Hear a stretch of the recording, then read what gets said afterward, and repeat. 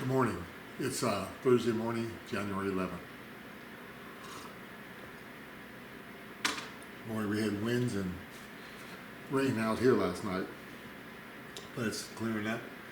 Sky is blue. It's cold outside though for California. This morning I was in Genesis 41 through chapter 44, and the verse I wanted to share on was chapter 41 verse 52. Chapter 41 verse 52. And the name of the second son he called Ephraim, for God had made me fruitful in the land of my affliction. The name of the second son he called Ephraim, for God has made me fruitful in the land of my affliction. Joseph here is speaking, and he's been for years and years in the land of Egypt because his brothers sold him. By this time, he's become, God has raised him up to serve Pharaoh, and he's second in all the land, but still not his home. He still misses his people. He still doesn't live with his people in the promised land, where God promised Abraham he would multiply his people, where he promised the same thing to Joseph's father, Jacob. So he's in the land of his affliction. There's a couple of things here I want to notice.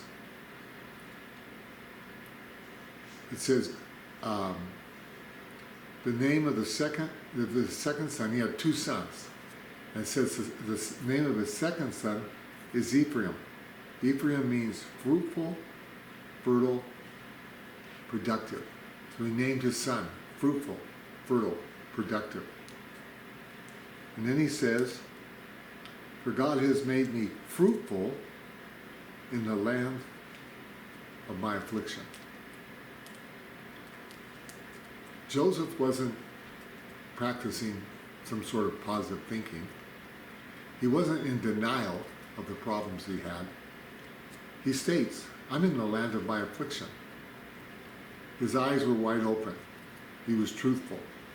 He was honest with the people he's talking to, and he was honest with God. He knew that he was not where he had hoped to be. He knew that his family had sold him out. He knew that he had been a slave and he was in prison. And he actually knew that even though he was second command in Egypt, he was still not considered equal with the other Egyptians.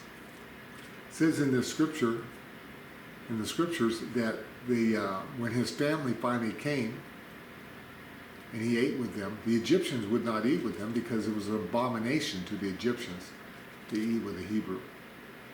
So Joseph knew that he was not where he wanted to be. But he also recognized, because he had sons, he looked at his newborn children and he said, God has made me fruitful in the land of my affliction.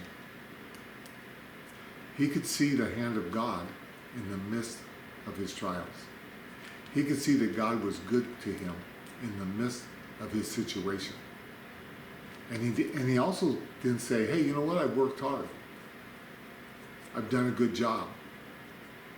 And so I've prospered. I've been fruitful because I prospered. He didn't take any glory for it. He recognized that God is the one who had brought the fruit into his life in the middle of hardship. So we see three things. We see that Joseph was not a man of denial. He wasn't a man who tried to pretend that everything was okay when it wasn't. But he was a man that saw God with him wherever he went. And he saw the fruit of God in the midst of his affliction. God never calls us to pretend we're not sick when we're sick. He never calls us to pretend we're not poor when we're poor. He never calls us to not see trials and tribulations. In fact, he promises trials and tribulations. But he said that he would always, always be with us. We need to have hearts and spiritual eyes and ears, like the Spirit says, to listen to what the Spirit says. We need to hear and see God in the midst of our affliction. And then the other thing he did, he pronounced it with his mouth when he named his son. He said, I'm going to call him Ephraim, which in the Hebrew, what he was saying was, I'm going to call him fruitful, fertile, and productive. Because in the midst of the time that I've been where I really didn't want to be, in the midst of my affliction, the God, the one that made all things, has made me fruitful. That's my prayer today. Is no matter what's going on in our life, we'll not pretend that it's not real. We'll not ignore the problems because we've got to deal with them. We won't be a people that live in denial of the truth. But we will know that a great truth in the middle of those afflictions is that God is with us. And he is causing our lives to be fruitful in the midst of the affliction because we are his children. He loves us. And he's using every circumstance to mold us and shape us into the image of his son. That's an incredible thing. Thanks for listening to me today.